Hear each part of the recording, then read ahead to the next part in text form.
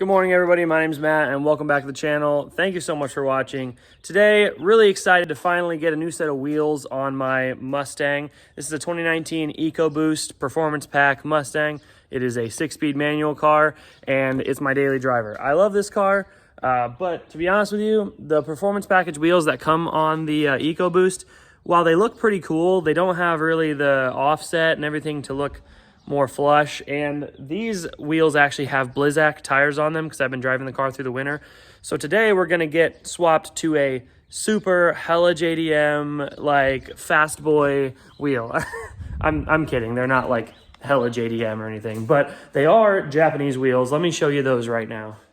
Pardon my garage, this is just a mess. I need to do some spring cleaning. We moved in like a few months ago and I just haven't had time. This is just terrible. But anyway, these are the wheels I'm putting on the car. So these are an 18 by 9.5 plus 30 offset Enkei Kojin.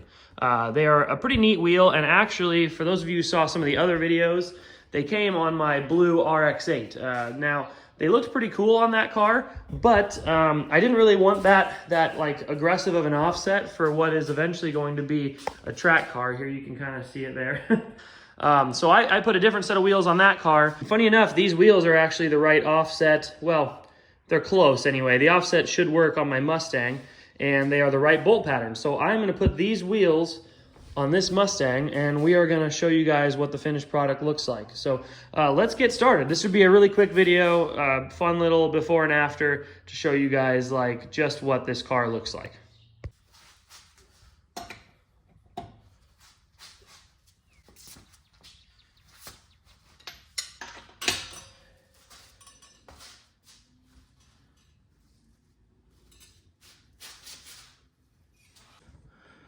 Okay, so I am actually starting with the rear because this is the part of the car I'm most worried about. The rear of this car already has like a more aggressive kind of stance and offset even with the factory wheels. The fronts are where you really get a lot of wheel gap and where the wheels really tuck in a lot, but the rears is kind of where I'm more worried about rubbing issues and stuff. So I'm gonna start with the rear and see how this fits. I have a hub ring that I ordered specifically for these wheels with this car.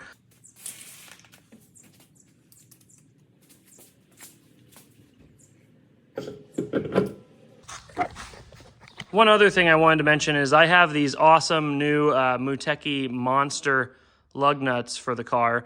These are specifically for the thread pitch of the S550 Mustang, and they're an open-ended design, so they're just gonna look a lot cooler with these better wheels on it. Kind of tired of running the stock, like crappy chrome-looking lug nuts.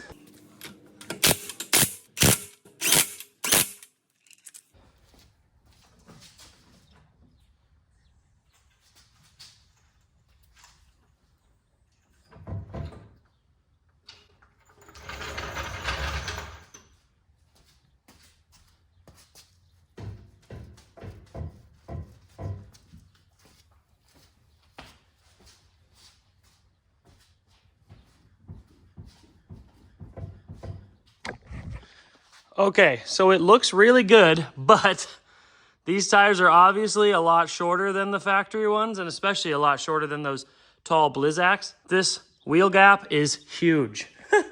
Like, holy crap, look at the wheel gap.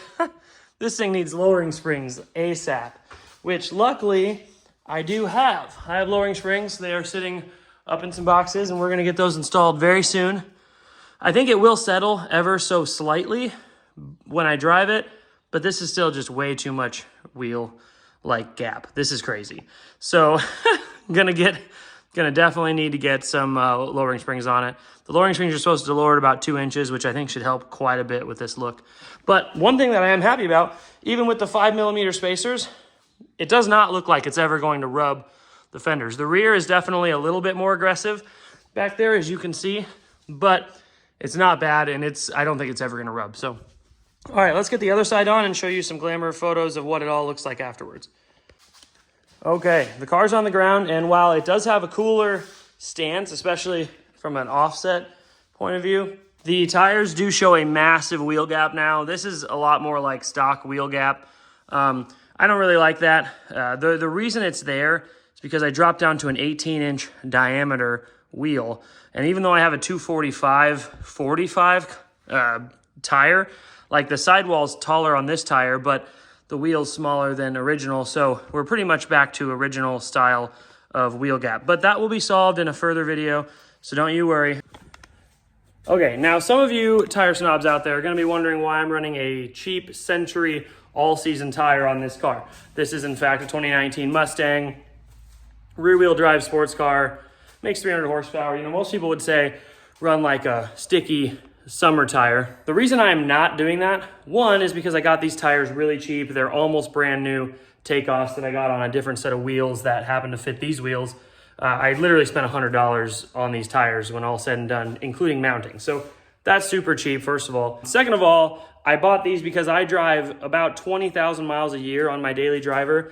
Most of this car's life is spent on the highway going 75, 80 miles an hour. I can't have like a really fast wearing tire on this car. That's just the reality of a daily driver. I'm sure some people will say it's dumb. I don't really think it's dumb. I don't want to have to replace $500 to $1,000 worth of tires every 10,000 miles just because I wanted to run some Cup 2s or something. I don't need Cup 2s. This is just an EcoBoost Mustang, and it's just a daily driver. So for those of you who are going to judge me for that, I don't really care. Doesn't really matter to me anyway. I really appreciate you guys watching this video. I thank you so much for checking it out. I really like the fitment of these. I hope you guys liked the panning shots.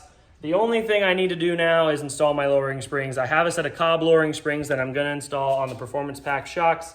That's gonna be really big, but we'll see that in another video later on. So thank you guys for watching. Again, peace out and stay shifty.